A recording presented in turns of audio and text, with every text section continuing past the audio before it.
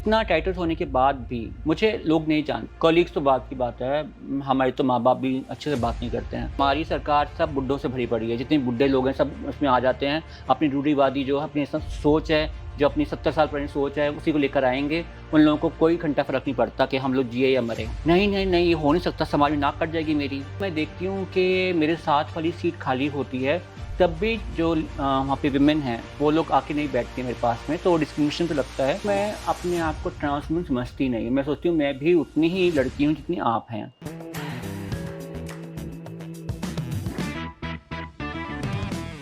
Ma'am जैसे आपने surgery कराई, उसके हाँ। बाद आप एक फीमेल बन गए, हुँ। उसके बाद आप लौटकर घर को गए? अच्छा, ये सर्जरी की बात बड़ी अच्छी आपने बोली। मैं जब सर्जरी कराने गई थी मेरे से सब नर्सेज़ ने पूछा, "कौन आया आपके साथ में? कौन आया? कौन आया? कौन?"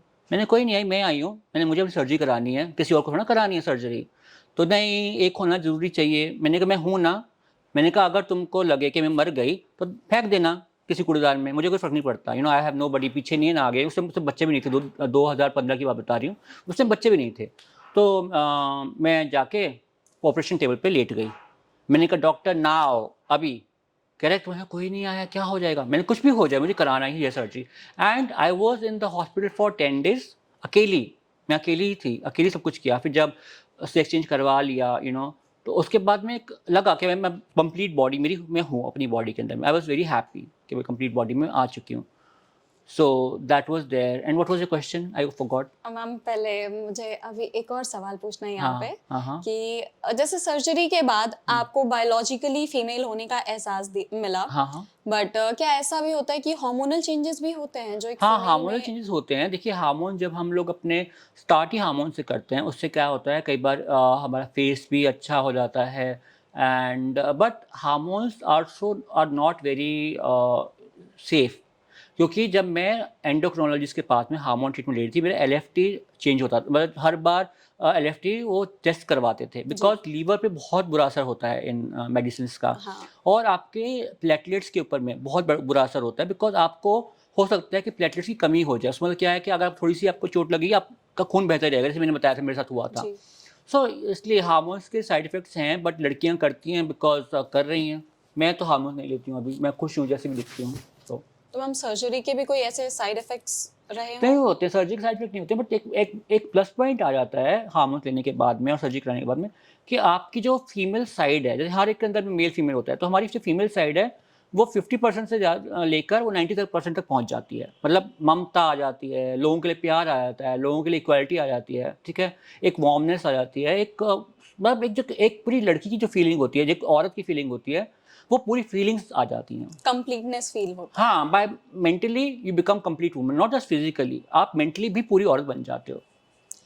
मैम ऐसे ये जो ट्रांसजेंडर्स होते हैं, इनमें क्या बायोलॉजिकली फीमेल्स होते हैं जो, हुँ। क्या वो फीमेल्स की तरह मेंस्ट्रुएट भी करते हैं? येस, जो ट्रांस मेन होते हैं, जो फीमेल्स जी। एज़ अ बॉर्न हुई हैं, जब तक वो अपनी बॉटम सर्जरी ना करा लें, तब तक उनको मेंस्ट्रुएशन होता रहता है, और जो दुःख की बात है वो ये है कि you know like in for example male washrooms, male washroom में जहाँ पे वो ट्रांस मैन जाएगा, ठीक है? वो फीमेल के साथ जा नहीं सकता, बिकॉज़ लुक उसकी वैसी हो गई है, हाँ। अभी बॉटम सर्जरी नहीं कराई है, उसको मेंस्ट्रुएशन एकदम से हो गया। तो क्या हमारे यहाँ मेल वॉशरूम्स के अंदर में सैनिटरी नैपकिन पैड नहीं रखे जाते हैं? So we should have sanitary napkin pads in male washrooms also, because कभी एयरपोर्ट पे किसी को हो गया या कहीं लाइक बस स्टैंड पे हो गया कुछ, तो पब्लिक प्लेसेस में ये होना बहुत ज़रूरी है। मैम आई बिलीव तो उनके लिए, अगर उनकी सेपरेट आइडेंटिटी को अब रिकॉग्नाइज किया जाने लगा है, हुँ। तो उनके लिए सेपरेट वॉशरूम्स भी होने ही ये तो चाहिए। 2014 में सुप्रीम कोर्ट ने बोला था, जो आज तक नहीं हुआ। बस ऑन रिकॉर्ड ही रह ऑन गई हैं रिकॉर्ड ही रह चीज़ें। जाता है सब कुछ, एवरीथिंग इज़ ऑन रिकॉर्ड। और मैम लाइक जैसे आपने एक छोटा-सा उदाहरण दिया कि हाँ, उनके साथ ये इश्यू जो कि बहुत मेजर इश्यू है। ऐसे और कौन-कौन से इश्यूज़ हैं जो लोगों तक पहुँच भी नहीं पाते? जो लोगों तक पहुँच नहीं पाते हैं, सबसे पहली बात तो मैंने आपको बताया कि हॉस्पिटल्स में बहुत गंदा ट्रीट किया जाता है, ठीक है? अगर हमें खाँसी है, मैं बोलूँगी डॉक्टर साहब खाँसी है, खाँसी की दवाई दे दो, एचआईवी टेस्ट करा लो अपने पहले, वो इस तरह से बातें करते हैं।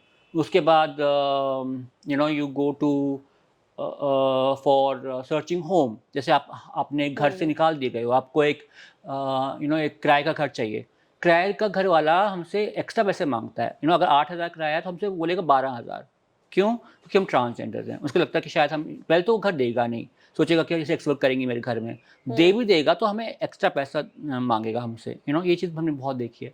देन थर्ड, कैब ड्राइवर्स जो हैं वो कुछ फालतू बोलते हैं। अगर फीमेल बैठी होगी, of course they do with them also. Cab driver कुछ फालतू बोलते हैं, they get so personal sometimes, which is like we don't appreciate, ऐसे अप्रिशिएट नहीं करते हैं। देन अदर प्रॉब्लम्स तो डेफिनेटली मैंने बताया कि लोगों के जवाब काफ़ी आते हैं, और हमको कई अच्छी जगहों पे जाने से मना कर देते हैं, चाहे वो 7 स्टार होटल हो, सॉरी यू कांट एंटर, या फिर कोई 7 स्टार मॉल हो, you can't enter, even if you have money, we are educated, they don't allow us to go. So ये भी डिस्क्रिमिनेशन देखी गई है बहुत ज़्यादा। और कभी ऐसा रहा हो कि ऐसे मुद्दों को लेकर या फिर कोई भी छोटे-मोटे मुद्दों को लेकर आपको गवर्नमेंट अथॉरिटी को अप्रोच करना पड़ा हो या पुलिस ऑफिशियल को अप्रोच करना पड़ा हो? एंड हाँ, जैसे मैंने बताया आपको, वो जो इंसिडेंट बताया था आपको, जहाँ पे मुझे बार में अलाउ नहीं किया था, जी। ऐसा सेम इंसिडेंट मेरे साथ हुआ था 2019 के अंदर में, जहाँ पर मैं एक पेजेंट डायरेक्टर हूँ, मैं एंटरप्रेन्योर हूँ। मैं एक पेजेंट अपना फिक्स करने गई थी शो के लिए, एक venue park in by Radisson. मैं खुल के बोल सकती हूँ क्योंकि वो जो है न्यूज़ में भी आ चुका है, पार्क इन बाय रेडिसन इन गुड़गांव। जी। तो उन्होंने मेरे को जगह देने से मना कर दिया, sorry no we can't give. So मैंने फिर रिपोर्ट किया उसके बारे में, and then it was found out कि उसने जेंडर डिस्क्रिमिनेशन की वजह से ये नहीं किया था, and later he was fired from his job. So हम लोग हैं, मैं तो अपनी आवाज़ उठा सकती हूँ, लेकिन कितनी मेरी लड़कियाँ हैं जो आवाज़ नहीं उठा सकती हैं। हर चीज़ पे तो डिस्क्रिमिनेशन होगा ही होता। मैंने इनफैक्ट मैं एक फ़िल्म कर रही थी अभी रिसेंटली, उसके लिए मुझे जो है ना टोली बधाई जो बोलते हैं, जो ऐसे ताली बजा के जो बोलते हैं भाई हाँ आपके बच्चा हुआ है, तो ऐसे उनके साथ मुझे रहना पड़ा था कुछ दिनों के लिए। और वहाँ पे मैं देख रही हूँ कि एक जेंटलमैन हैं, 40 45 साल के, उनका पोता है, उन्हें बोल रहे हैं काम कर, साइड में हो जा बेटा, नहीं तो तेरे को उठा के ले जाएंगे। मतलब ये आप शिक्षा देते हो अपने बच्चों को कि हम क्यों लेके उठा के लेके जाएंगे अपने बच्चों को। और यही फियर जो है ना, ये माँ बाप बच्चों को तब डालते हैं, और वही बड़े होकर ट्रांसफोबिया बन जाता है। हम इवन अभी यूएस का एक डेटा हमने देखा है जिसमें कि ये बताया जा रहा है कि यूएस की मेजॉरिटी यंग पॉपुलेशन जो अभी एडल्टहुड में जा रही है, उनका एक शिफ्ट देखा जा रहा है कि वो अपने आप को एज एलजीबीटीक्यूआई कम्युनिटी से रिकॉग्नाइज कर रहे हैं। एंड कहीं से ऐसा माना जा रहा है कि this is out of trends, क्योंकि कुछ कंट्रीज में उन्हें रिकॉग्नाइज किया गया है, कुछ कंट्रीज में उन्हें बेनिफिट्स मिले हैं उस चीज के, एंड समवेयर हर कोई रिकॉग्नाइज कर रहा है तो ट्रेंड में भी आ चुका है। बट इन सब चीजों से एक कंट्री का सेक्स रेशियो हैम्पर हो रहा है। वो यंग पॉपुलेशन जो कहीं ना कहीं कंट्री के लिए बहुत प्रोडक्टिव होती है, लेकिन वो इस कम्युनिटी का सदस्य बन करके अपनी प्रोडक्टिविटी को शायद अपनी उलझनों में लूज कर रही है। ये बात मैं एग्री नहीं करूँगी कि भाई हमारी समाज के लोग की प्रोडक्टिविटी कम है। अगर आप वर्ल्ड के टॉप डिज़ाइनर देखेंगे, चाहे वो वर्साचे हो, ठीक है, या फिर वो तो चले गए, उनकी बात कर सकती हूँ, लेकिन काफ़ी सारे जो डिज़ाइनर्स हैं, इंडियन डिज़ाइनर्स, टॉप डिज़ाइनर, वो गेज हैं। उनकी प्रोडक्टिविटी कैसे कम हो गई? उनकी प्रोडक्टिविटी कम नहीं हुई, ठीक है। सेकंड चीज़ आपने बोली ट्रेंड, जो वो बोलते हैं ट्रेंड है, ऐसा कोई ट्रेंड नहीं है। हाँ, ये ट्रेंड हो है, ये इस बात को बोलूँगी ट्रेंड है कि लोग अब अपनी सेक्सुअलिटी को ओपनली बोल पा रहे हैं। क्या आपको लगता है 100 साल पहले कोई लेस्बियन नहीं होगी, या 100 साल पहले कोई गे नहीं होगा, कोई 100 साल पहले बाइसेक्सुअल नहीं होगा? होगा थे, बट उनको आउट ऑफ सोसाइटी प्रेशर दूसरे जेंडर के साथ शादी करनी पड़ती थी, और वो पूरी उम्र उनकी ताउम्र जो है एक शरीर में निकल जाती थी, जो शरीर उनका है ही नहीं। अब इन लोगों ने जाके हिम्मत आ रही है, क्योंकि हम लोगों ने जब स्टार्ट किए थे, जब हम लोगों ने इतनी मुश्किलें झेली, और आज जो है पेरेंट्स यंग बच्चों को 18-19 ईयर्स को लेके जा रहे हैं सरस कराने के लिए। सो मैं बोलूँगी कि ये ओपननेस हो गई है, ठीक है। कुछ साल पहले तो विमेंस डे भी नहीं मनाया जाता था, कुछ साल पहले तो प्राइड मंथ भी नहीं मनाया जाता था। सो विमेंस डे बनाना शुरू हुआ, ये हुआ।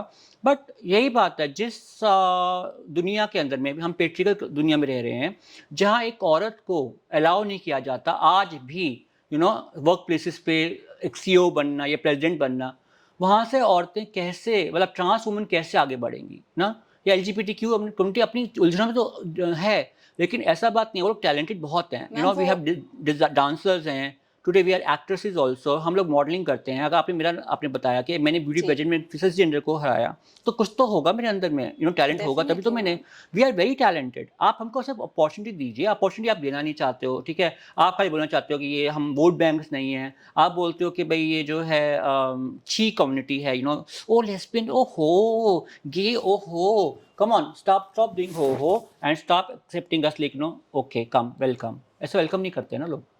तो मैम जैसे अगर मैं आपसे पूछूं तो आप किस तरह का treatment you want to get from the society? I always believe कि आप जो देते हो वो आपको वापस मिलना चाहिए। जब मैं आपकी रिस्पेक्ट करती हूँ, मैं आपको एक रिस्पेक्ट भरी नज़र से देखती हूँ, तो आप क्यों नहीं देख सकते हो? क्यों आपको हमेशा ऐसे आंखें फाड़ फाड़ के देखना है? या फिर मैं थोड़ी चल आगे चले जाऊँ, देख देख देख हिचड़ी जा रही है, देख देख देख, आई थिंक लड़का होगा ये, आई देख देख देख। इवन GK1 जैसी मार्केट के अंदर में भी ऐसा होता है, दिल्ली में एम ब्लॉक, जहाँ एम ब्लॉक में, जहाँ आपको पता है रिचेस्ट ऑफ रिच लेडीज जाती हैं, अपने हस्बैंड के पैसे उड़ाती हैं और हमें बोलती हैं देखो देखो हिचड़ी जा रही है। तो तुम बड़ी अच्छी हो बहन, जो तुम ऐसी बातें कर रही हो हमारे लिए। हम देखते हैं सोसाइटी में आइदर दो ही तरह के लोग होंगे, हाँ। जो बहुत ज्यादा एम्पथाइज कर रहे हों हाँ। या फिर बहुत ज्यादा क्रिटिकल हों इस चीज के हाँ। लिए, बट न्यूट्रल ग्राउंड्स पे कोई नहीं आता। अरे लो क्लास में बोलना नहीं चाहती, मैं बोलना चाहती हूँ पीपल अंडर पॉवर्टी लाइन, वो हमें तो रिस्पेक्ट करते हैं। हम मिल जाते तो पाँव छुएंगे हमारे, बोलेंगे आशीर्वाद दे दो, मैं फिर भी खुश हूँ उनसे। पर ये हाई सोसाइटी की जो फीमेल्स है ना, उनको लगता है हम उनकी कॉम्पिटिशन आ गई हैं, कहीं हम उनके पति को ना चुरा लें, कहीं उनके बॉयफ्रेंड ना छीन लें हम लोग। तो उनको ऐसा लगता है कि भाई हाई, ये तो हमारे से ज़्यादा ग्लैमरस है, ये हमारे से ग्लैमरस कैसे हो गई, हमारे से ज़्यादा लंबी कैसे हो गई, इसका पहनने का ढंग हमारे से अच्छा कैसा हो गया। सो वो फिर ऐसे ही करती हैं, वो हाई क्लास की मोटी मोटी जो औरतें होती हैं स्पेशली। मैं अपने सवाल पे वापस जाना चाहूंगी कि जैसे हाँ। आपने ये सारी चीजें अचीव की, हाँ। उसके बाद क्या आप अपने घर को गए, वापस लौटकर अपने पेरेंट्स के पास जा पाए?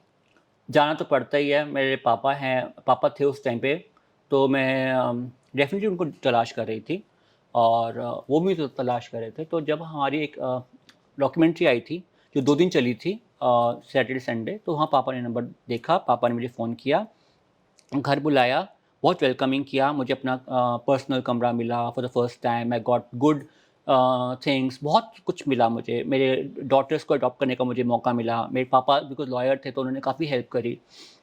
और उनके जाने के बाद मॉम इज़ वेरी एंटी, बहुत एंटी है मेरे जेंडर को लेकर। But good part is she take good care of my children, so I am happy, कहीं समवेयर मैं बैलेंस्ड हूँ कहीं न कहीं। अब वॉयलेंट तो हैं वो, मैं झूठ नहीं बोलूँगी, she is very violent, but I prefer not to talk to my mother, I don't talk to my mother. मैं अपना टीवी देख लूँगी, बिग बॉस देख लूँगी, नागिन देख लूँगी, but I don't see my mom, अपनी माँ को नहीं देखती। तो हम अल्टीमेटली अगर ऐसा कहा जाए कि दुनिया में इंसान अगर हर चीज से हार जाए लेकिन परिवार साथ में खड़ा हो, तो वो हर प्रॉब्लम में चल लेता है। या बट जिसका कोई नहीं होता तो भगवान होता है। भगवान से ऊपर चीज़ कोई है ही नहीं। अगर कोई भगवान में बिलीव करता है, मैं हमेशा ये बोलूँगी मेरे को भगवान ने साथ दिया मेरा, क्योंकि अगर मैं इस लेवल तक आज पहुँच पाई हूँ, वो सब भगवान की वजह से। मैम ऐसे में आप लोगों को मेंटली काफी चीजें डील करनी होती होंगी। मेंटल हेल्थ शायद एक मेजर प्रॉब्लम बन जाता है इन सच सिचुएशंस। तो ऐसे ट्रांसजेंडर्स की मेंटल हेल्थ के लिए कोई ऐसे प्रावधान है, कुछ फैसिलिटीज अवेलेबल हैं? रिसेंटली मैंने एक इंटरव्यू किया था एक मैगज़ीन के लिए, जो कि सिर्फ़ और सिर्फ़ जो है मेंटल हेल्थ पे काम करती है। जी। मेंटल हेल्थ एक पुअर होती है समाज के तानों से, सेकंड होती है अपनों के दुर्व्यवहार से, थर्ड होता है हार्मोन्स की जब हम टैबलेट्स लेते हैं, जैसे हम हार्मोन्स की बात कर रहे थे। जी। हार्मोन की टैबलेट्स आपका मूड स्विंग बहुत करते हैं। हार्मोन की टैबलेट्स क्या होती हैं? वो होती हैं प्रोगिनोवा। प्रोगिनोवा जो एक आम लड़की या आम औरत लेती है, अपना बच्चा जो है ना हो उसको, दैट कॉन्ट्रासेप्टिव पिल। अगर वो मैं कोई देख रहा है जो कॉन्ट्रासेप्टिव पिल यूज़ करता है, उसे पता है कि किस तरह के मूड स्विंग्स होते हैं। सो हार्मोन लेने से सुसाइडल टेंडेंसीज आ जाती हैं, ठीक है। तो बहुत ज़्यादा पार्ट है इस चीज़ का कि भाई समाज में एक चीज़ हो रही है, एक चीज़ उसमें हो रही है, तो इसलिए मेंटल हेल्थ पुअर हो जाती है। But I whenever I take whenever I give my interview, मैं एक इंटरव्यू देती हूँ या किसी से बात करती हूँ फ्रंट पे, एज इन लाइक कोई मुझे ट्रांस मिलती है या कोई मुझे लेस्बियन मिलती है, कोई गे मिलता है, आई ऑलवेज सपोर्ट देम। यहाँ तक कि मुझे अगर कोई लड़की भी दिख जाएगी, मैं एक इंसिडेंट बताती हूँ। 2 महीने पहले मैं सीपी जा रही थी, मेट्रो से मैं करने वाली थी, वहाँ देखा एक लड़की रो रही है and there was a friend of hers, एक लड़की और थी, वो उसको चुप करा रही थी। मैं गई उसके पास, मैंने कहा, "क्यों बहन रो रही हो?" "मेरा बॉयफ्रेंड चला गया मैम, मैं क्या करूँ?" मैंने, "दूसरा आ जाएगा, क्यों चिंता कर रही हो? ठीक है, चला गया, चला गया।" अब तो ये देखो मेंटल हेल्थ तो सभी की खराब आजकल चल रही है, बिकॉज़ कॉम्पिटिशन इतना ज़्यादा हो रहा है आजकल मार्केट के अंदर में, चाहे वो फ़िल्म हर स्टार्स चीज में ही हों, है। चाहे वो आप लोग हों, चाहे यूट्यूब चैनल्स हों, सबका मेंटल हेल्थ खराब हो रही है। सब चाहते हैं कि हमारे ज़्यादा फॉलोअर्स हो जाएँ, सब चाहते हैं हमको ब्लू टिक मिल जाए। आजकल ब्लू टिक का बड़ा लड़ाइयाँ हो रही हैं इंस्टाग्राम पे। But it's okay, why? जिसको जो मिल रहा है खुश रहो ना उसके अंदर में। व अगर ये इंसान जब खुश नहीं रहना चाहता है ना, तो डिप्रेशन में पहुँच ही जाता है। खुश रहना आपके अपने हाथ में है।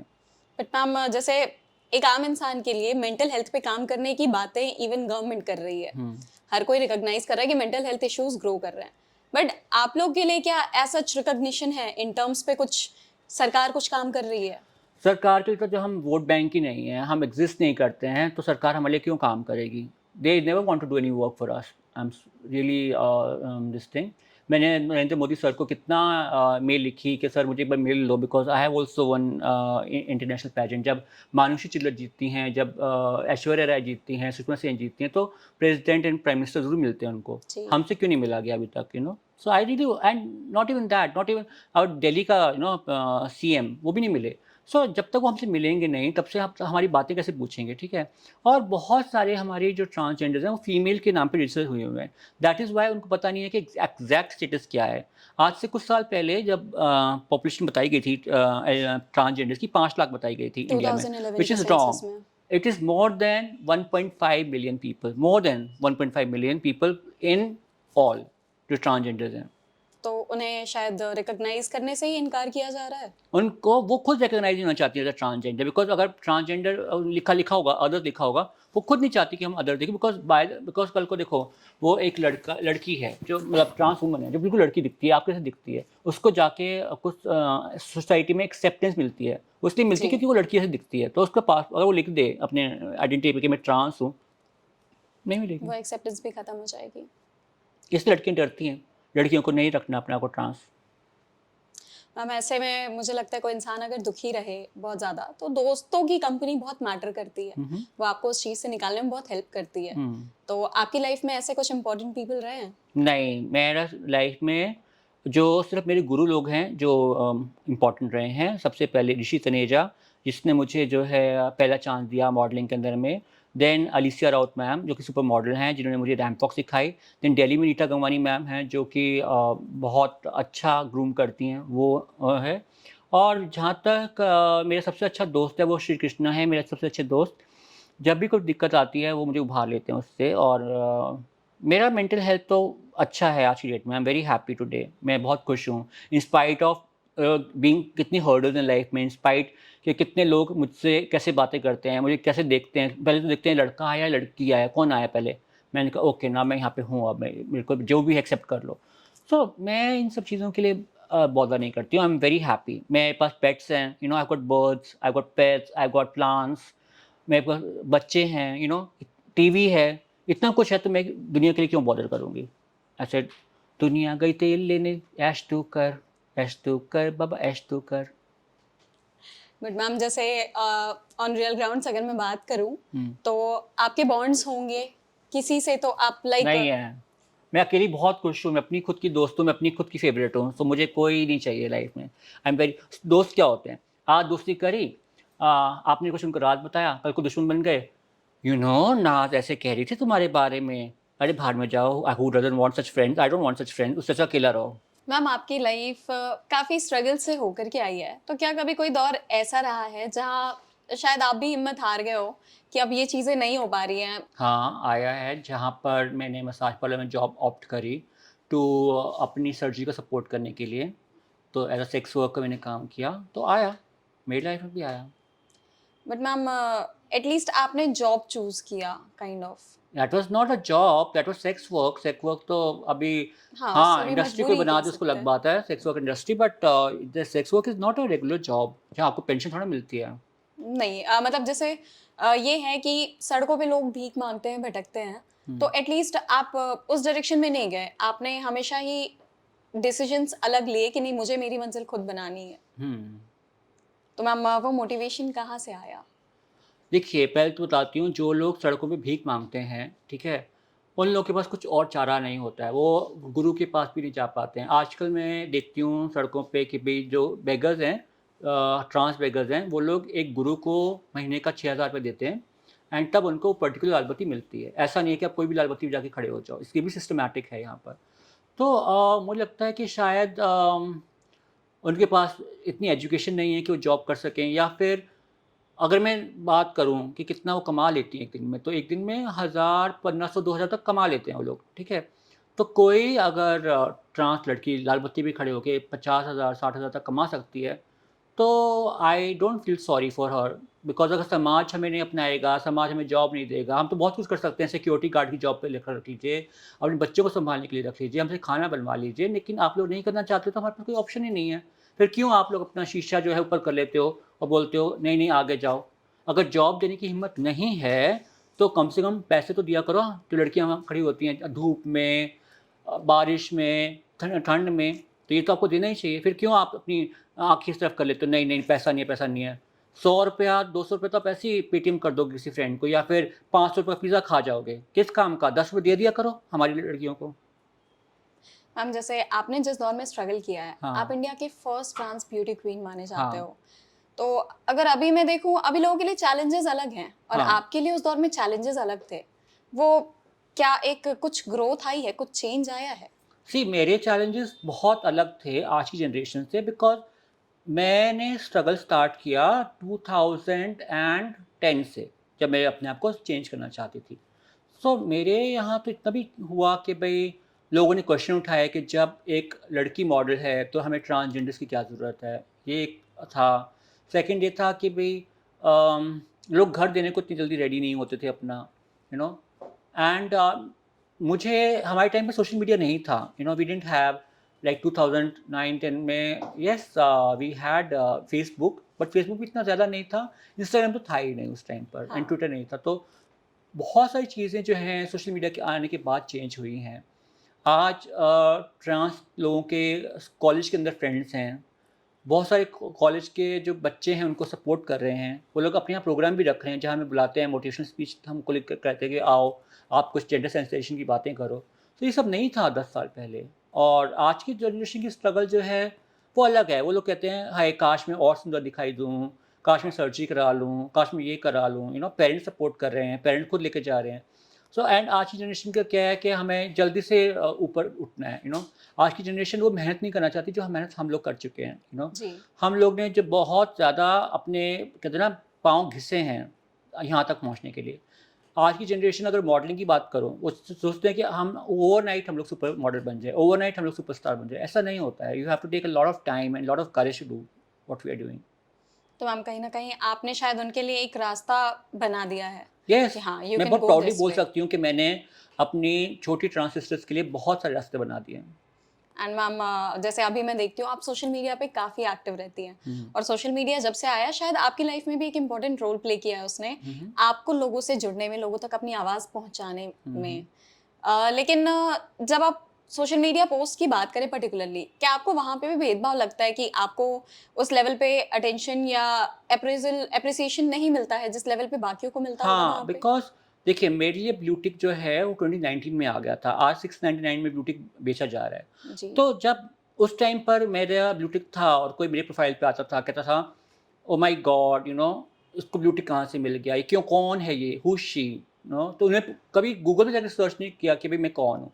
मेरे को सीधा क्वेश्चन आता था कि भई क्यों आपको ब्लू टिक मिला है? आपने क्या क्रिएटर किया? मतलब उनके था कि भई जो टिकटॉक के क्रिएटर्स थे, उन्हें मिल सकता है ब्लू टिक और किसी को नहीं मिल सकता, या फिर हीरो-हीरोइन्स को मिल सकता है।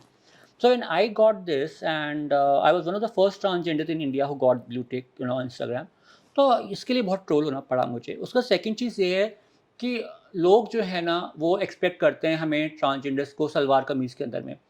लोग हमको ये एक्सपेक्ट नहीं करते कि हम इवनिंग गाउन पहने या फिर हम लोग जो है अपने अंग प्रदर्शन करें। अब हाल ही में मैंने एक ट्रेंड शुरू किया था अपने इंस्टाग्राम पे, जहाँ पे मैं उर्फ़ी जावेद से इंस्पायर होके कपड़े बनाती थी अपने लिए। सो मैंने काफ़ी रील बनाई, व्यूज़ बहुत अच्छे आते थे मुझे, अराउंड 100 के व्यूज़, 200 के व्यूज़, ऐसे व्यूज़ हुँ। आने शुरू हो गए थे मुझे। बट लोगों ने ट्रोल किया मुझे कि भई यू नो आप किन्नर समुदाय को बदनाम कर रही हैं। मैं कहाँ से सब बदनाम कर रही हूँ? मेरी ज़िम्मेदारी थोड़ी ना है, मैं कोई रिप्रेजेंटेशन थोड़ी ना करती हूँ उनका, कि मैं उनको बदनाम कर रही हूँ। या फिर आपके बच्चे अगर ऐसे देखेंगे तो आपको कैसा लगेगा? कम ऑन, आज मंदाकिनी जी शादी करके बैठी हैं, उनके भी बच्चे हैं। आज किमी कार्डकर जी हैं, कितनी सारी एक्ट्रेसेस हैं 90s की, जिन्हें बोल्ड सीन्स किए हैं, उनके भी बच्चे हैं, उनकी फैमिलीज़ हैं। तो काम है। अगर मैं इन्फ्लुएंसर बनना चाहती हूँ तो काम ही है मेरा। आप लोग मेरे काम को जज नहीं कर सकते हो। सो इसलिए मुझे वहाँ पे बैकलैश सहना पड़ा और मैंने वो वीडियोज़ डिलीट कर दी। और मुझे आज गम होता है कि क्यों डिलीट कर दी, क्योंकि अब मेरे पास व्यूज़ ही नहीं आते हैं लोगों के। बिकॉज़ एंड लोग व्यूज़ भी आते थे, लोग लाइक नहीं करते थे इसलिए क्योंकि उस वक़्त उनको लगता था अगर हम ट्रांसजेंडर की इस रील को लाइक करेंगे, लोग सोचेंगे हमारे अंदर भी कुछ मतलब प्रॉब्लम है, यू नो। हाँ। सो ये भी एक चीज़ आती है सोशल मीडिया पे एज़ अ चैलेंज मेरे लिए, यू नो। फॉलो नहीं करना चाहते हैं बिकॉज़ उनको लगता है ट्रांसजेंडर फॉलो करेंगे तो क्या होगा, यू नो, कैसे होगा। सो बहुत सारी चीज़ें हैं और स्पेशली दिल्ली के अंदर में तो बहुत ज़्यादा लोग माइंड क्लोज़ करके बैठे हुए हैं ट्रांसजेंडर्स की तरफ। अगर हम बॉम्बे में जाएँ या हम साउथ इंडिया में जाएँ तो वहाँ बहुत लिबर्टी है ट्रांसजेंडर्स को। They are working in Tollywood now, good characters. तो यहाँ पर वो रिस्ट्रिक्शन है सोशल मीडिया पे। मैम कभी कोई ऐसा ट्रोल आया हो जो आपके दिमाग में ऐसे छप गया हो, आपकी फ़ोटोज़ पे, वीडियोज़ पे, कोई ट्रोलिंग कमेंट रहा हो? ट्रोलिंग कमेंट तो बहुत भद्दे-भद्दे और बहुत ही गंदे-गंदे कमेंट्स आए हैं, यू नो। लाइक ऐसे लेवल पे आए हैं जो कि मैं यहाँ पे कैमरा पे नहीं बता सकती हूँ कि कैसे आए हैं, बट बहुत ही भद्दे और बहुत ही गंदे कमेंट्स आए हैं। एंड वो देख के बुरा लगता था, यू नो, कि आप एक तरफ में एक सेलिब्रिटी है जो कि इतने मतलब के कपड़े पहन रही हैं, रिवीलिंग कपड़े पहन रही हैं और घूम रही हैं। आप उनको ट्रोल तो कर रहे हो लेकिन आप उनको एप्रिशिएट भी कर रहे हो। उनके मिलियन में फॉलोअर्स आप चले जाते हो। क्यों? क्योंकि वो लड़की हैं, ठीक है? आज की डेट में वो एक सेलिब्रिटी बन चुकी हैं, जहाँ पे करीना कपूर उनके बारे में बात कर रही हैं या फिर रणबीर कपूर बात कर रहे हैं उनके बारे में। बट जब एक ट्रांस वो चीज़ करना चाहती है सेम चीज़, आप उसको एक्सेप्ट नहीं कर रहे हो बिकॉज़ आपको लगता है कि ट्रांस को सिर्फ़ और सिर्फ़ साड़ी या सूट या लिप सिंक करना चाहिए और कुछ नहीं करना चाहिए। मैम तो जैसे ये वाली जो सोच है, ये क्या एलजीबीटीक्यू कम्युनिटी के अंदर भी है? जैसे अगर महिलाओं है, के लिए है, है। तो महिलाएं खुद भी ऐसा सोचती हैं कि हमारी बेटियां वेस्टर्न कपड़े नहीं पहने। हुँ। महिलाओं की भी सोच चाहे ऐसी खुद होती पे है। कितना भी पहन लें वो लोग, हाँ। तो आप ये जो कम्युनिटी है एलजीबीटीक्यू, उसमें भी ऐसा है कि नहीं हमारी कम्युनिटी के लोग ऐसे कपड़े नहीं पहनेंगे? हाँ, ये है, मैं वही तो बता रही हूँ आपको कि मैं एज़ अ ट्रांस होकर जब मैं इस तरह के कपड़े या इस तरह के जो लोगों को अभद्र लगते हैं या लोगों को लगता है कि वल्गर हैं, जो कि मेरे हिसाब से वल्गर नहीं है और रिपोर्ट किया जाती थी मेरी रील्स को, यू नो, जबकि कुछ नहीं दिख रहा था उसके अंदर में। और मेरी ट्रांस कम्युनिटी के नीचे लोग लिखते थे, ट्रांस कम्युनिटी के लोग, कि मैम आप तो इंस्पिरेशन है थे लोगों के लिए, तो आप ये सब क्यों कर रही हैं? यू नो, आपने सो एंड सो मेरा इंटरव्यू देखा, but that's it's my personal life, मेरी पर्सनल चॉइस। मेरे अंदर टैलेंट है, मैं दिखाना चाहती हूँ talent, but then I was stopped. मुझे रोक रोक दिया गया लोगों ने और मैं फिर मेरे में हिम्मत नहीं हुई दोबारा बनाने की उस टाइप की रील्स। तो मैम ऐसा कभी रहा है कि आपको अपनी ही कम्युनिटी में लेफ्ट आउट फील हुआ हो? बहुत बार, बहुत बार। मैं तो आज बहुत ओपनली बोलने वाली हूँ कैमरा के ऊपर में कि एक ट्रांसजेंडर दूसरे ट्रांसजेंडर को देख के खुश नहीं होता है। यू नो, जब मैं इस इंडस्ट्री क्या, जब मैं फैशन इंडस्ट्री में आई थी, उस टाइम पे ट्रांसजेंडर्स थे जो मेरे से एज में बहुत बड़े थे। एंड उन लोगों ने तो इतना भी बोल दिया था, अगर नाज़ उस इवेंट में आएगी या नाज़ जो है अगर एज़ अ चीफ गेस्ट आ रही है तो हम नहीं आएँगे, यू नो, आप चूज़ कर लो। I was a rising star and they were established. So वो बैकलैश मुझे सहना पड़ा उनकी तरफ से। एंड जैसे बोला, औरत औरत की दुश्मन होती है, तो ट्रांस भी ट्रांस की दुश्मन होती है। मैम ये जो डिफरेंट प्लेटफॉर्म्स हैं, सोशल मीडिया हो गया, मूवीज हो गई, इन प्लेटफॉर्म्स पर हर सोशल मुद्दे को उठाया जाता है, उनकी एक वॉइस होती है। अगर अभी हम देखें तो फिल्म्स में भी काफ़ी चेंजेस आए हैं। पहले के किरदारों में भी ऐसे एलजीबीटीक्यू कम्युनिटी का रिप्रेजेंटेशन होता था, कैरेक्टर्स होते थे उनमें, लेकिन पहले बहुत ही वीक कैरेक्टर होता था। जैसे बॉबी डार्लिंग का कैरेक्टर अगर आप फॉर एन एग्जाम्पल ले हुँ, लीजिए, तो उन्हें अलग तरीके से पोर्ट्रे किया जाता था। हुँ, और अगर अभी देखा जाए तो अक्षय कुमार की लक्ष्मी बॉम्ब जो सबसे हुँ। चर्चित होगी शायद, तो उसमें एक काफ़ी स्ट्रॉन्ग कैरेक्टर रहा है, एक स्ट्रॉन्ग बॉलीवुड की पर्सनैलिटी ने पोर्ट्रे किया है। शायद कुछ टाइम पहले अगर उनको ये ऑफर आया होता, तो वो भी हिम्मत नहीं करते उस कैरेक्टर को चूज़ करने का। लेकिन अभी वो कर रहे हैं।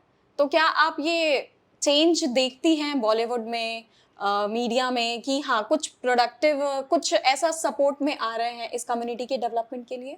सी, अगर हम बात करें 90s की, ऐसा बात नहीं है कि 90s या 2000 के अंदर में मीनिंगफुल मूवीज़ नहीं बन रही थी। शबनम मौसी की अगर बात करें, आशुतोष राणा ने मेन कैरेक्टर किया है जी। शबनम मौसी में।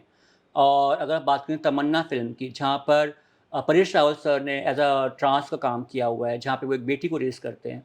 सो ऐसी फ़िल्म तब भी बनती थी, अ, या फिर हम सड़क की बात करें, जहाँ महारानी का कैरेक्टर भी उन्होंने करा हुआ था, बट मीठी रोल था। मैं ये नहीं बोलूँगी कुछ गलत था, लेकिन मीठी रोल था। आज भी मीठी रोल बनते हैं ट्रांसजेंडर्स के लिए, जैसे चंडीगढ़ करे आशिकी है, या फिर हमारी एक फ़िल्म थी अभी गंगूबाई काठियाडवाला, जी। जहाँ रज़िया का कैरेक्टर था। और अक्षय कुमार की आपने बात करी, लक्ष्मी बॉम्ब। कक्ष लक्ष्मी बॉम्ब के लिए। प्रॉब्लम क्या है बॉलीवुड से मुझे कि भई आप सारे के सारे अच्छे मीठी रोल्स क्यों आप जो है सिसजेंडर जो नॉर्मल मेल एंड फीमेल हैं उनको देते हो? क्योंकि एंड ऑफ द डे वो फीलिंग निकल के नहीं आती है। चाहे आप कुछ भी कर लो, हम लोग तो मैं तो एज़ अ ट्रांस नहीं जस्टिफ़ाई कर पाती। जैसे अगर चंडीगढ़ करे आशिकी में वानी कपूर का रोल था, जो ट्रांस का कैरेक्टर था, ट्रांससेक्सुअल वुमन का। अब ट्रांसजेंडर वुमेन ठीक है, हम सब सुंदर होते हैं, बट इतनी ज़्यादा हमारी ब्यूटी स्टैंडर्ड उन्होंने खड़े कर दिए, एक unrealistic, like with abs, proper abs, and मैं आज जहाँ बता रही हूँ, जहाँ पे जिम पे हमें जाने देता, हम प्रॉपर एब्स कहाँ से बनाएंगे? That way I am talking about one thing. Second thing, इतना पिक्चर परफेक्ट करके दिखाया है उनको, वो कहीं से भी ट्रांस नहीं लग रही हैं कि भाई ट्रांस के पहले थी। तो अगर आपको सिर्फ नेम से के लिए बनाना है तो बनाते जाइए कंटेंट, ओके। बट अगर आपको सच में अगर आपको दिखाना है ट्रांस वुमन को मीटी रोल में या सेंट्रल रोल में, तो उसके लिए ट्रांसजेंडर्स को ही लीजिए, बिकॉज वो पूरा जस्टिफाई कर पाएंगे उस रोल को। और एक चीज़ और, मुझे आपके ज़रिए कपिल शर्मा को और जो भी कृष्णा को, जो भी लोग कॉमेडी करते हैं, हाँ, मतलब लड़कियों के कपड़े पहन के, प्लीज़ मत करिए, ठीक है? क्योंकि इस तरह से आप मिसरिप्रेजेंट कर रहे हैं। इन 2023 आप मिसरिप्रेजेंट कर रहे हैं ट्रांस कम्युनिटी को। आप उनके कपड़े पहन के आप ये दिखा रहे हैं, और फिर क्या होता है, आप ऐसा कैरेक्टर दिखा रहे हैं कि जो एक लड़के के पीछे पागल है, जो आदमी के पीछे पागल है। प्लीज़ ऐसा ना करें, ठीक है? अगर आपको ऐसे रोल करवाने हैं, बहुत सारे ट्रांस एक्टर्स हैं बॉम्बे में, उनको ले लीजिए, वो लोग कॉमेडी कर लेंगे, वो भी अच्छी कॉमेडी कर लेते हैं। सो प्लीज़ हमारे कपड़े जो हैं, 3 कपड़े वाले जो हैं हम लोग, हमको बहुत ऑफेंडेड महसूस होता है जब आप लोग कॉमेडी नाइट्स के अंदर में या फिर ऐसे कॉमेडी के नाम पे हमारे जो हैं कैरेक्टराइजेशन को आप लेते हैं। आपको कैरेक्टर चूज़ करना है, कोई और कैरेक्टर चूज़ करिए, बट ट्रांसजेंडर्स का नहीं। We are sorry.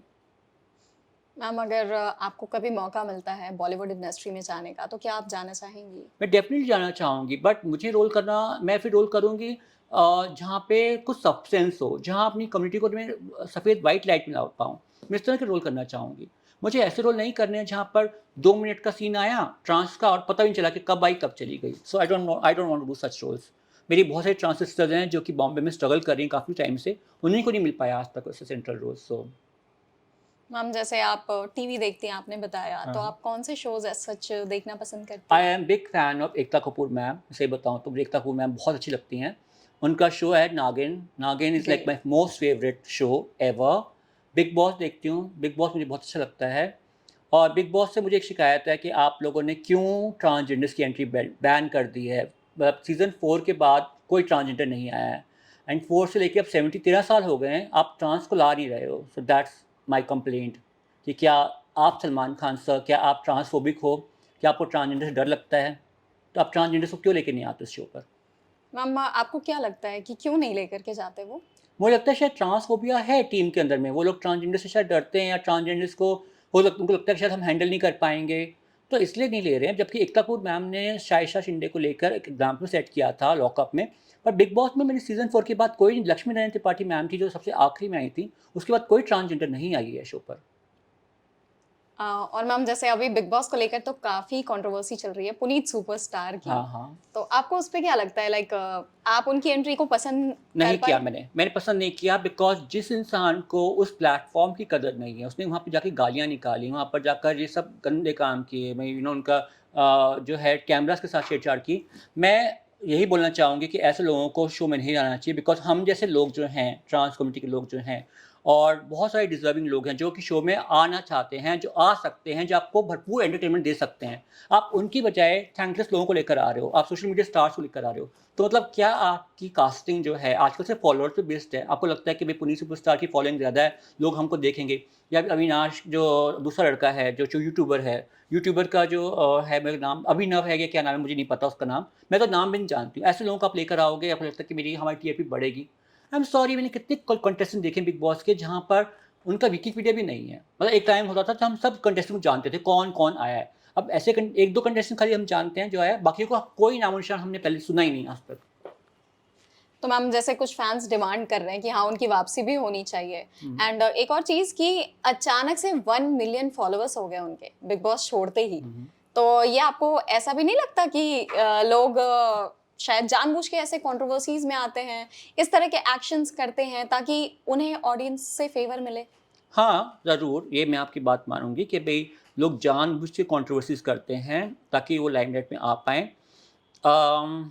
एक इनफैक्ट जब स्वामी ओम जी आए थे बिग बॉस में, उन्होंने उनको किसी लड़की ने थप्पड़ मार दिया था लाइव शो के अंदर में, ठीक है? वो न्यूज़ में आ गए। उनको ले आया गया शो पर, ठीक है? बट शो पे आकर उन्होंने कितना गंद मचाया हमने सबने देखा है। ओके, भगवान उनकी आत्मा को शांति दे खैर। बट मैं यही बोलना चाहूँगी इन कास्टिंग डायरेक्टर से कि आप आजकल जो लेकर आ रहे हो कंटेस्टेंट, सिर्फ फॉलोअर्स के बेसिस पे लेकर आ रहे हो और किसी बात पे नहीं। क्यों आपको लगता है कि खाली जो है क्या यहाँ पे आके लोगों की फ़ैन फॉलोइंग बढ़ती है? उससे फ़र्क नहीं पड़ता कि उनके इंस्टाग्राम पे कितने फॉलोअर्स हैं। लोग वो देखना चाहते हैं शो पर कि जो ओरिजिनल है, जो नाइस है। आकांक्षा पुरी को देखिए, आकांक्षा पुरी लगता है कि पूरा का पूरा बिग बॉस घोंट के आई है और तब अपना परफ़ॉर्म कर रही है, ठीक है? So I feel somewhere down the line कि भई कास्टिंग ख़राब हो चुकी है अब रियलिटी शोज़ की। अब शायद उनका एक ही मुद्दा हो गया कि कैसे भी कंट्रोवर्सीज आए या फिर कैसे भी limelight फॉलोअर्स, आजकल सब कुछ फॉलोअर्स के ऊपर जज किया जा रहा है। चाहे आप किसी को आप एज़ अ मॉडल लेना चाहते हैं, किसी को अपना ब्रांड एम्बेसडर चूज़ करना चाहते हैं, किसी को आप एज़ अ चीफ गेस्ट बनाना चाहते हैं, ओनली ऑन फॉलोअर्स। तो ये पूरी दुनिया जो है ना वर्चुअल फॉलोअर्स के बीच में रह के बन चुकी है। मैम अगर आपसे मैं आपका फ्यूचर ड्रीम पूछूं तो वो क्या होगा? फ्यूचर ड्रीम, मैं एक बार बिग बॉस में जाना चाहती हूँ फॉर श्योर, ताकि मैं उनको दिखा सकूँ कि भाई हम जो ट्रांसजेंडर्स हम कहाँ की कहाँ पहुँच गए हैं। 10 साल पहले वाले ट्रांसजेंडर्स हम लोग नहीं हैं। उनको मैं बिल्कुल मॉडर्न अवतार में दिखाऊँगी अपने आप को। सेकंड है नागिन। आई लव नागिन सीरियल। मैं चाहती हूँ कि एक बार मैं नागिन सीरियल ज़रूर करूँ। फिर बाद में थोड़ी बुड्ढी हो जाऊँगी तो उसके बाद में, बुड्ढी तो खैर अभी भी हूँ, थोड़ी बुड्ढी और हो जाऊँगी तो मैं पॉलिटिक्स में आना चाहती हूँ, बिकॉज़ वहाँ पे लोग बुड्ढों की सुना सुनते हैं शायद। Okay ma'am. मैम अगर आपकी कोई बहुत ही अच्छी मेमोरी आपकी लाइफ में, आपके लिए बेस्ट मोमेंट क्या रहा होगा? बेस्ट मोमेंट था जब मेरी बेटी ने मुझे पहली बार मम्मी कहा था। I was very happy. उससे बड़ा मोमेंट खुशी का कभी नहीं रहा। आपने एक बेटी और एक बेटे को अडॉप्ट किया हुआ है। मैम अगर एडॉप्शन के लॉज पे हम जाएं तो लॉज तो यही कहते हैं कि आइदर एक मेल और एक फीमेल या फिर एक कपल मेल एंड फीमेल ही बच्चों को अडॉप्ट कर सकते हैं। तो आपने कैसे अडॉप्ट किया? सी मैं एक्चुअली पेपर्स पर फीमेल ही हूँ। मतलब मुझे जब मैंने सेक्स चेंज करवाया तो मेरा आधार कार्ड और सब कुछ चेंज हो गया एज अ फीमेल। ओके, सो मेरे पापा लॉयर थे, तो उन्होंने काफ़ी हेल्प करी मुझे। फिर जब कुछ नहीं बन रहा था तो फिर फाइनली मम्मी पापा के नाम पे हमने उसको अडॉप्ट करना पड़ा। बट बच्चों को पता है कि भाई हाँ, my daughter knows that she I am her mother, but when she will grow up तब उसको समझा दूँगी कि भाई ये चीज़ थी इसलिए हमने आपको जो है नहीं बताया। बट वो तो अभी नहीं जानते हैं कि भाई वो अडॉप्टेड भी हैं या कुछ भी हैं, तो वो लोग नहीं जानते हैं इस बात को। तो मैम आपके बैकग्राउंड से रिलेटेड, आपसे रिलेटेड कोई भी इंफॉर्मेशन भी उनके पास फिर तो नहीं होगी? नहीं, नहीं, वो लोग मेरा एक्चुअली मैंने 2 म्यूज़िक वीडियो में काम किया है। वो देखते हैं, दे like it, they like my work, they like my उनको मेरी फैशन शोज़ की वॉक बड़ी पसंद आती है, मेरी बेटी को बहुत पसंद आती है। वो बोलती है मुझे मॉडल बनना है बड़े होके। So they like it and I don't think so any challenge happening even if कल पता लगेगा मैं ट्रांस हूँ, so I don't think so my daughter will have any issue. Son is too young to understand anything of that sort, but लेकिन मेरी बेटी को कोई प्रॉब्लम नहीं होगी। मैम कभी ऐसा रहा हो कि सोसाइटी ने उन्हें कुछ कमेंट्स किए हों बिकॉज ऑफ यू? नहीं, कभी नहीं किए। किए होते तो मैं उनका जाके ना गला पकड़ के स्लैश कर देती नेक। नहीं किया। That's great ma'am. Thankfully thanks to God नहीं किया। आई होप कि उन्हें ऐसा प्रोटेक्टेड एनवायरनमेंट हमेशा मिलता नहीं, रहे। मैंने उनको जो है ना इतना ही दिमाग से खेली हूँ जितना मैं खेलना चाहती हूँ। मैंने सिर्फ मम्मी-पापा का नाम से लिखवाया हुआ है ताकि उन्हें कोई ट्रोल कर ना सके।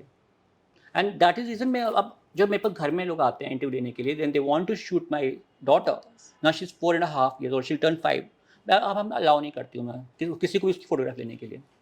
That's nice ma'am. या बिकॉज़ उसकी अपनी प्राइवेसी है। कल को वो बड़ी होएगी, बोलेगी मम्मा आपने मेरी फ़ोटोग्राफ क्यों चूज़ करी? मैं नहीं करूँगी बिकॉज़ उसकी अब वो जब वो 13, 14, 15 जब वो अंडरस्टैंड करनी शुरू करेगी, if she wants to be on the camera, it's her choice. But अब मैं उसको नहीं बोलूँगी बेटा कैमरा पे आओ कुछ, बिकॉज उसको नहीं पता उसके क्या रेप्रिकॉशंस हो सकते हैं कल को। मैम लाइक एक सिंगल मदर के लिए काफ़ी चैलेंजिंग होता है बच्चों का पालन पोषण, तो आप भी फिलहाल एक सिंगल मदर के तौर पे ही उनका पालन सिंगल के पोषण। साथ ट्रांस भी लगा दो, सिंगल ट्रांस मदर, Of थोड़ा course. और ट्रेजिक है। तो मैम कुछ चैलेंजिंग होता है?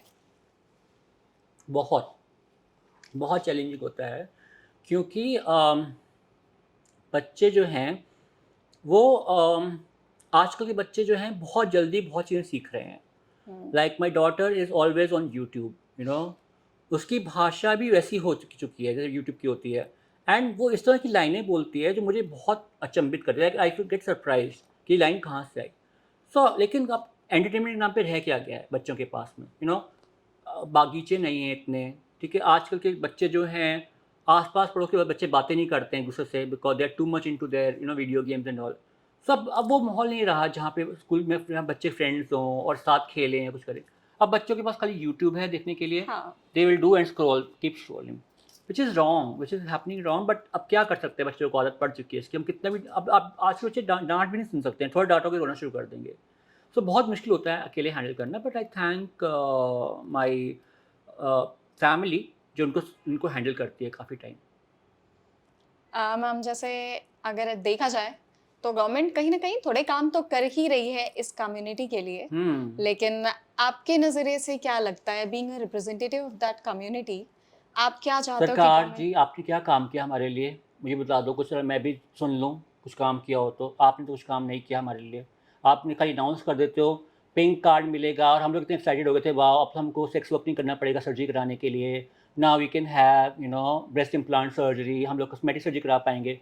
उसका तो कुछ हुआ ही नहीं, बस अनाउंस करके आप बैठ गए हो। 5 लाख का आपने वादा किया था कि हमको मिलेगा 5 लाख पर ईयर अपनी हेल्थ के लिए, बट आप लोग सिर्फ बातें करते हो, आप लोगों को कुछ नहीं करना नहीं है आपको हमारे लिए। क्यों? कि आप भी भीष्म पितामह की तरह हमसे डरते हो कि कहीं कहीं शिकंडी आके कहीं आपकी सरकार ना तोड़ दे। अगर ऐसा है तो ओपनली बोलो आप कि हमें डर लगता है हमारे आपके समाज से, तो हम भी फिर अपने लिए खुद ही काम करेंगे, खुद ही अपनी आपसे साथ जो है इकट्ठे होकर इंश्योरेंस कंपनीज़ को बोलेंगे कि भई इंश्योरेंस कंपनीज़ आप ये लेकर आइए। बिकॉज़ अगर आपको काम ही नहीं करना है हमारे लिए तो हम आपको वोट भी क्यों दें? हम ठीक है घर पे बैठ जाएंगे, we don't want to vote for you, और हम लोग अपना लीडर खुद सेलेक्ट कर लेंगे जो कि हमारा एक पार्टी हो, हमारी अलग हो। फिर मत बोलना कि हिजड़े चला रहे हैं इंडिया को, क्योंकि जब मर्द लोग नहीं चला पा रहे तो फिर हिजड़े को चलाना पड़ेगा देश। अब आपको लगता है कि ये चेंज आ पाएगा, ये एक्सेप्टेंस आ पाएगी इन द मीनवाइल टाइम? जब तक ये बुढ़े खूबसूरत लोग बैठे हैं हमारी पार्लियामेंट में तब तक तो नहीं आने वाला। जवान बच्चे लेकर आओ तो शायद आ जाए। पता नहीं बुड्ढों खूबसूरत लोगों को खाली यही काम मिलता है कि 60 के बाद आ जाओ पॉलिटिक्स अंदर में, घर में बैठने का चैन नहीं आएगा आप लोगों को। टीवी देखो यार, वो क्या होता है ना, शाम संध्या संध्या शाम जाके वो हा करो, पॉलिटिक्स में मत आना प्लीज़। का पैसा कमाना है कुछ और काम कर लो, बस डोंट कम इन पॉलिटिक्स। आपकी उम्र हो गई है, आपको वैसी चीज़ दिखती नहीं है, ना सुनाई देती है, ना समझ आती है, तब ट्रांस को क्या समझोगे? इसलिए घर बैठो। मैं तो कहती हूँ कि ऐसा रूल आना चाहिए कि 60 के बाद एंट्री ना हो इनकी पॉलिटिक्स के अंदर में। एज बार वहाँ पे भी एक होना बार होना चाहिए। चाहिए, 30 to 50 लगा लो बस मैक्सिमम, 50 के ऊपर हमें कोई नेता नहीं चाहिए। But thank you so much ma'am कि आपने इतने ओपनली हमारे साथ अपने व्यूज शेयर किए। Oh most welcome, I enjoy totally, मुझे बहुत अच्छा लगा यहाँ आकर, very nice. And we are also very glad, like एक कॉन्वर्सेशन जिसमें हमें काफ़ी सारी चीज़ें ऐसी जानने मिली जो शायद बाहर से इंसान इतने डिटेल में नहीं समझ सकता है। तो इट वाज रियली मैं नाइस। लोगों को बोलना चाहूँगी प्लीज़ इस चैनल को सब्सक्राइब करना, हमारी स्टोरी को शेयर करना, और स्टोरी देख लेना, थोड़ी लंबी है तो क्या हुआ, देख लो भैया। आप तो 3 घंटे की वो रामायण भी झेल कर आए हो आदि पुरुष को, उसको झेल सकते हो तो ये तो आप झेल ही लोगे, उससे तो बेटर ही है हमारा ये प्रोग्राम, देख लेना। Thank you so much ma'am. नमस्ते।